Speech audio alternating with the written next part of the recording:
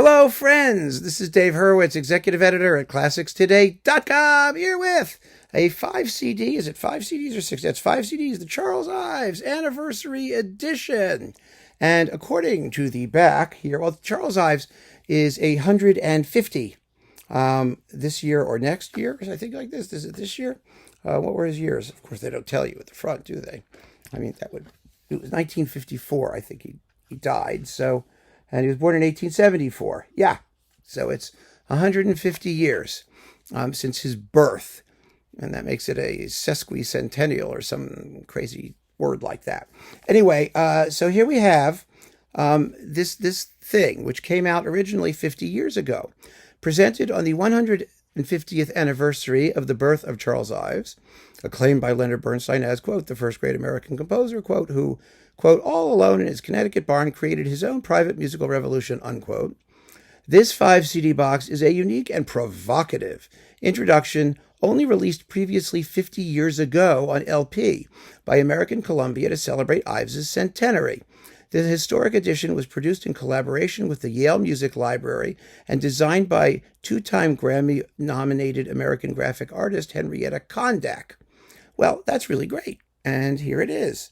It's actually more interesting for what it tells you about who Ives was than for the music that's on the disc. Well, not all of it.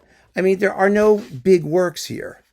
Well, there is one, and it's a strange one, and you'll see in a moment, because I will tell you what it is. But you get a really extensive booklet with track listings and discussions of all the music by Ives specialists like Ralph Kirkpatrick and all of those people.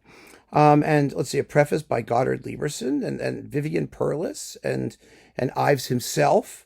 And then you get 5 discs, and you have track lists plus notes by John Kirkpatrick, who, premiered the Concord Sonata, whose recording is not in here.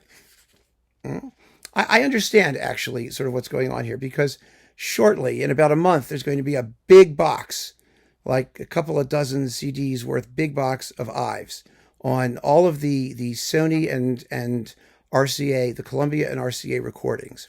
So you'll have the symphonies in multiple versions, I believe, and all kinds of other stuff. And that will be very nice. So they're not really duplicating this. All of the stuff in here will be on there, I am assuming. But at least it won't be quite a total waste, because you have this booklet thing, which is wonderful. I don't know how much of this is going to be duplicated in that. We'll have to wait and see.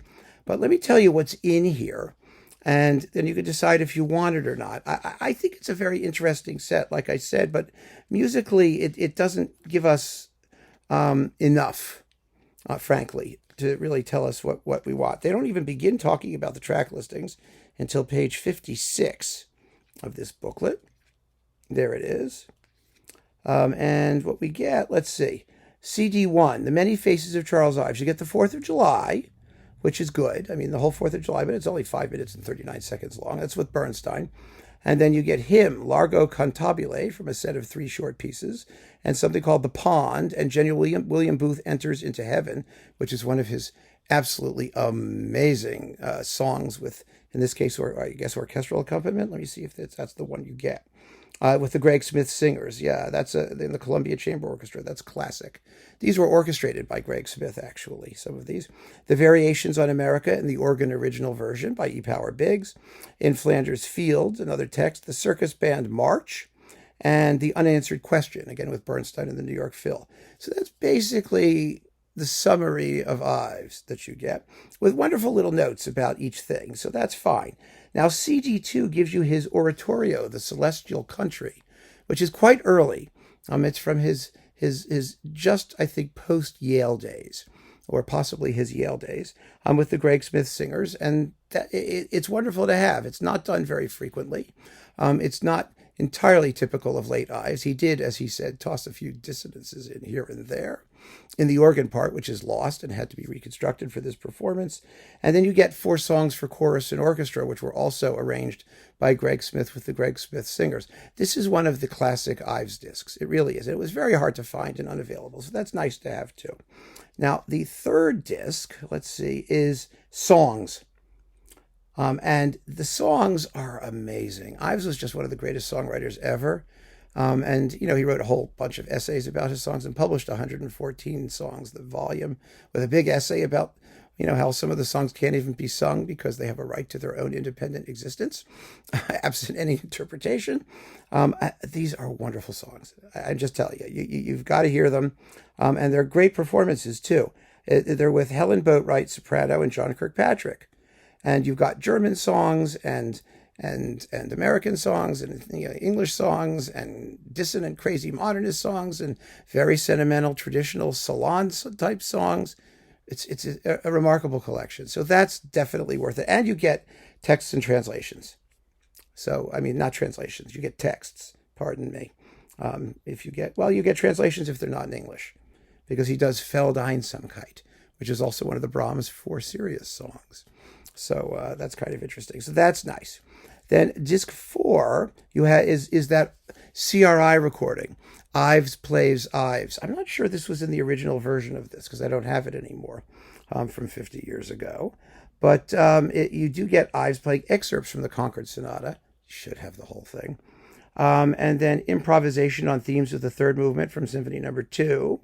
And March Numbers 6 in G and D, 3 improvisations, and a bunch of studies and other pieces, all with Charles Ives at the piano. He recorded them around 1938, and it's definitely worth hearing for Ives aficionados. He was a wonderful pianist in his own music.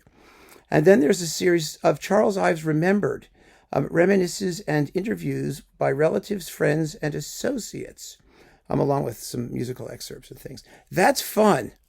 That's really fun to listen to because, as I said, this is more a historical document than a purely musical document.